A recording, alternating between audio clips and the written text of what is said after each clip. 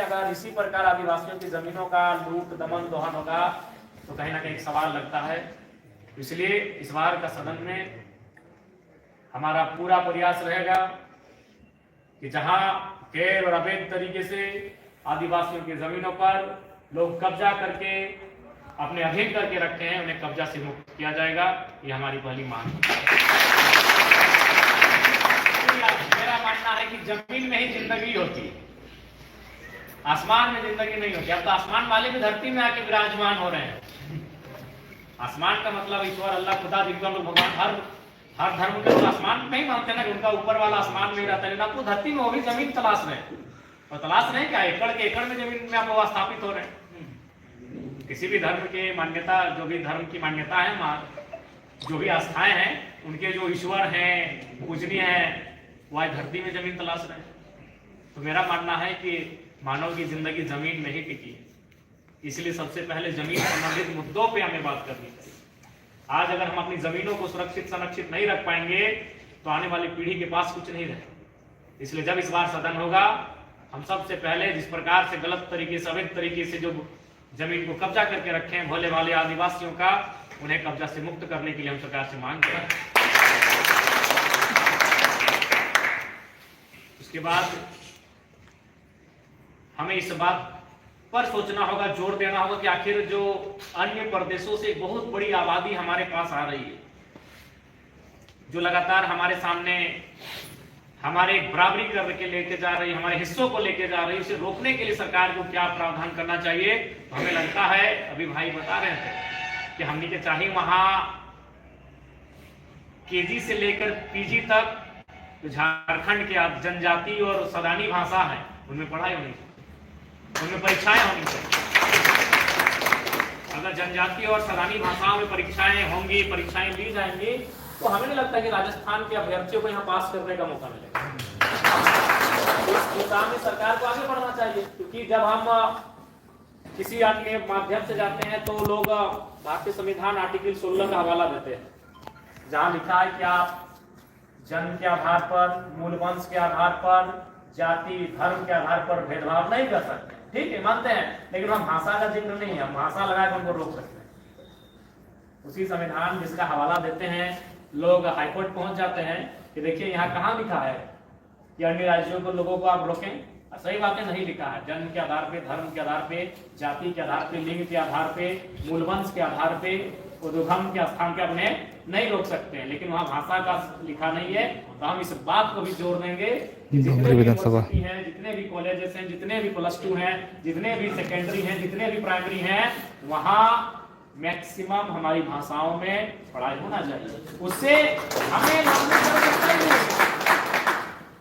वहां लड़ने की आवश्यकता नहीं होगी। और जब ये रमेश दा अपना बहुत मार्मिक दर्द को बता रहा हूँ, रमेश दा को बचपन से जानते हैं, बहुत संघर्ष करने वाले व्यक्ति हैं, आज भी संघर्ष कर रहे हैं। ये टीचर हैं, बच्चों को पढ़ाते हैं।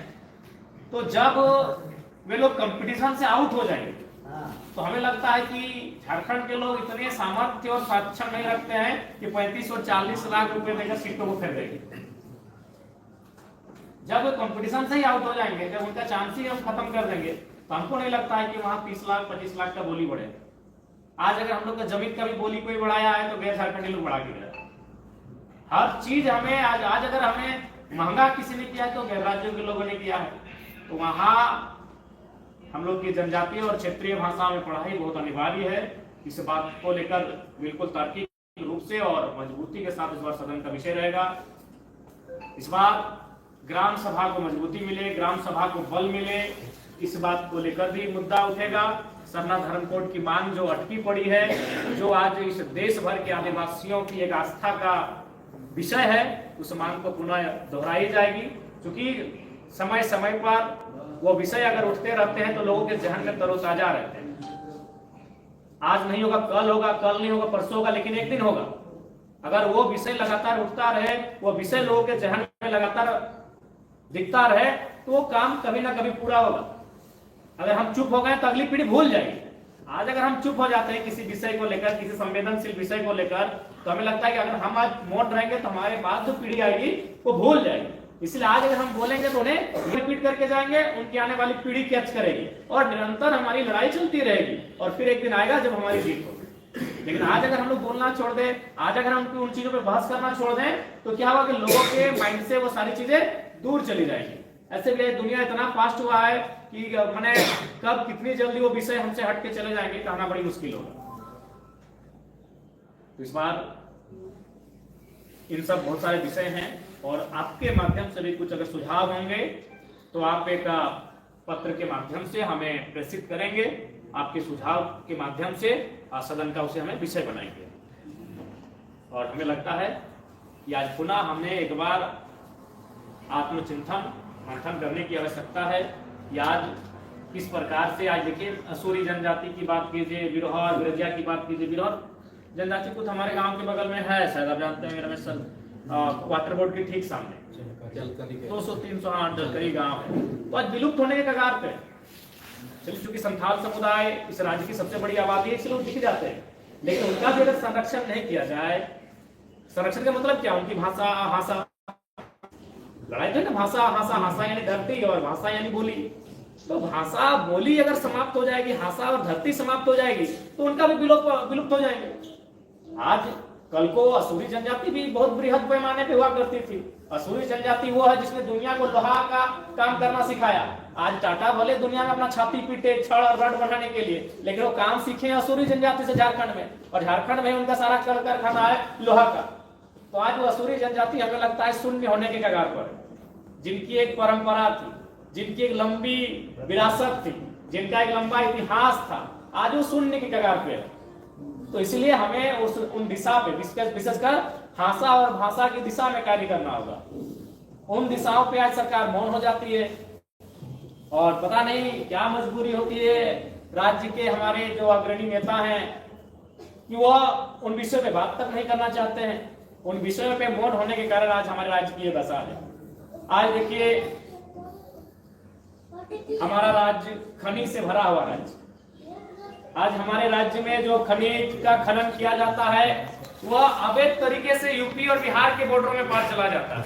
और आज भी हमारे इसी राज्य में, आदिवासी राज्य में, अगर आप पीरटाड़, टुंडी, तोपचाची के आदिवासी भाई बहनों की दशा को देखेंगे तो सुबह आप 6 से 8 बजे के बीच किसी चौक में जाके खड़ा होकर देखिएगा उनकी दशा को।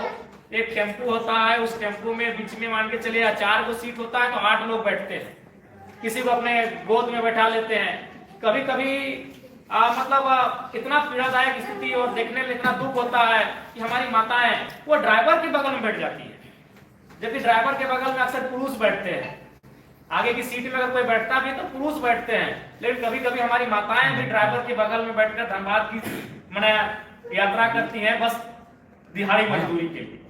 ये हमारी हकीकत है। इसीलिए एक आम आदिवासी, एक आम झारखंड वासी और उनके बीच में जो नेता बन के गए हैं, उनके जीवन में जमीन और आसमान का फर्क है।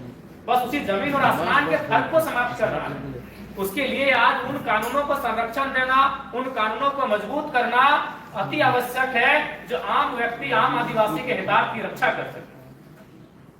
बिल्कुल बहुत ही दुखदायी तस्वीर होती है, क्योंकि हम भी ईमानदार मोड़ मेरा घर है, तो मोड़ में हम देखते हैं सुबह बहुत भारी संख्या में नहीं करने से भी अनुमान 100-200 की संख्या में लोग एकत्रित होते हैं। ठीक थोड़ा आगे चले जाएंगे तो मदर भी पड़ता है, वहां भी जो बेलमी इत्यादि जो गांव हैं वहां से लोग आते हैं, स्टॉपेज करते हैं। फिर थोड़ा आगे जाएंगे तो आपका जो नेरोस के अंदर से जो गांव से लोग आते हैं वो कोटलड्डा में आके स्टॉपेज करते हैं। फिर थोड़ा जाएंगे तो राजगंज में जो हरलाडी साइड से या फिर राजगंज के अंदर गांव से जो लोग आते हैं वहां स्टॉपेज करते हैं। और ये हमारी स्थिति है उस राज्य की जिस राज्य में इसी सड़क में अवैध रूप से लाखों का कोयला का कारोबार होता है। तो इसलिए राज्य सरकार को इन विषयों पर संज्ञान दिया जाएगा, इन विषयों पर उन्हें होश में रखा जाएगा, ताकि इस राज्य के उद्देश्य, इस राज्य के बनने का जो उद्देश्य था, आदिवासी मूलवासियों के हितार्थ की रक्षा, उनके अधिकारों की रक्षा, उनका जीवन मजबूत करना, उनकी आर्थिक उन्नति की दशा को ठीक करना, उससे सरकार विमुख नहीं हो सकती है, उससे सरकार पीछे नहीं हो सकती है। इसलिए आगामी सदन में इन सारे विषयों को एक एक करके उस पटल पर रखने का काम करेंगे। बाकी लोग चुप रहे, हमें कोई दिक्कत नहीं है, लेकिन आप विश्वास रखिएगा हम अकेला झारखंड की समस्याओं में बात करने के लिए पर्याप्त है। आपने जो हमें ताकत दिया है भी आभास कराया है, उस ताकत को हमने सदन में भी आभास कराया है, और इस बार का भी सदन में हम आभास कराएंगे कि आपने जो नेता यहाँ से चुना है वो केवल आपने अपने गांव में, टोले में, मोहल्ले में घूमने के लिए नहीं, सदन में दहाड़ के लिए भी चुना है। इस बार भी आपको आभास कराएंगे। बाकी ज्यादा समय नहीं लेंगे, आप भी भली भांति जान रहे हैं कि आज परिस्थितियां विकट हैं, और आज इस विकट परिस्थितियों में अगर हम नहीं चिंतन मंथन करते हैं, आज अगर हम कल के बारे में नहीं सोचते हैं, तो शायद हमारी भी वो दशा ना हो जैसा बाकी अन्य जो प्रजातियां रही हैं उनकी जो दशा हुई। क्योंकि समय का चक्र होता है, समय का चक्र कब किसके साथ क्या हो जाए कहना मुश्किल होता है। इसीलिए आज हमें चिंतन मंथन करने की आवश्यकता है, और हमें उस दिशा में बढ़ने की आवश्यकता है जिस दिशा में बढ़ के हम अपने आप को सुरक्षित रख सके, जिस दिशा में हम आगे बढ़ के अपनी पहचान को कायम रख सके, अपनी अस्मिता को बचा के रख सकें, उस दिशा में हमें बढ़ने की आवश्यकता है। इसलिए आज प्रबुद्ध जनों के बीच हम लोग जो बैठे हैं, उम्मीद करते हैं आज जो निष्कर्ष निकलेगा वो निष्कर्ष आदिवासी के साथ साथ झारखंडी तमाम लोगों के लिए फलकारी होगा, हितकारी होगा। क्योंकि आदिवासियत से सुंदर कोई संस्कृति और आवरण नहीं होता है। आदिवासियत एक आवरण है, उस आवरण के नीचे जो लोग रहते हैं वो हमेशा हंसते खिलखिलाते मानर के थाप में गाते हुए ऐसे लोग पाए जाते हैं। वहाँ ना वर्चस्व की लड़ाई होती है, ना वहाँ अपने साम्राज्य के विस्तृत करने की लड़ाई होती है, वहाँ भाईचारे की बात होती है, वहाँ सहयोग की बात होती है। वहाँ अगर किसी की वैसे ज्यादा है तो वो किसी को देने की क्षमता रखता है, उस सोसाइटी की यहाँ बात है। इसलिए निसंदेह हम लोग उस दिशा में जरूर काम करेंगे जिस दिशा में झारखंड को हम लोग बेहतर कर सकते हैं। किसी भी नेता के मुख से नहीं फूटा, बाकायदा सांसद जी भी एक तरफा अपने लेटर पैड में लिखकर चले गए, क्योंकि रामगढ़ के चुनाव में उनको काफी मदद किया गया अगला पक्ष से, क्योंकि रामगढ़ के चुनाव में उनको काफी मदद किया गया अगला पक्ष से, क्योंकि अगला पक्ष धनवान है, ये सबको मालूम है। भारत देश में अगर सबसे धनवान कोई है तो वही अगला पक्ष है, ये किसी से छुपा नहीं है। और सांसद महोदय भी बेबस नजर आए उनके सामने, तो उस घड़ी में अगर किसी ने आवाज मुखरता से उठाई थी तो मैंने उठाई, सबसे मुखर होकर। बाकायदा उस आवाज उठाने के बाद भारी संख्या में गुजरात और महाराष्ट्र के लोग भी हमारे पास आए, हमसे मिलने के लिए स्पेशल आए, क्योंकि हमारे व्यवहार से देखकर हमने कहा कि देखिए हम लोग आपकी आस्था का सम्मान करते हैं और आगे भी करेंगे, लेकिन ध्यान रहे वहाँ और भी लोगों की आस्थाएं जुड़ी हैं जो आपसे कई हजार साल प्राचीन है। आपको भी इस बात का ध्यान रखना होगा, और उसी से, उसी भाईचारे से, उसी समझौते से, उसी समन्वय से आप आगे चल सकते हैं।